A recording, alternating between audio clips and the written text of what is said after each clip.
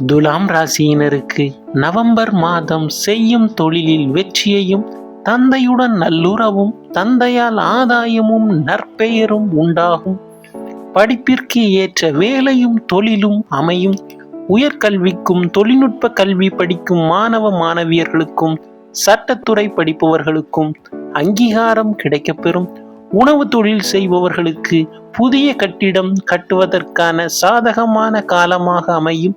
நிலம் மற்றும் இடம் சார்ந்து சட்ட பிரச்சனைகள் இருப்பவர்களுக்கு தீர்வு கிடைக்கும். ஊடக தளத்தில் வர்த்தகம் செய்பவர்களுக்கு சிறப்பை தரும். குடும்ப உறுப்பினர்களுக்கு இடையே வன்மையான பேச்சுக்களை குறைத்துக் கொள்வதின் நலம் தரும்.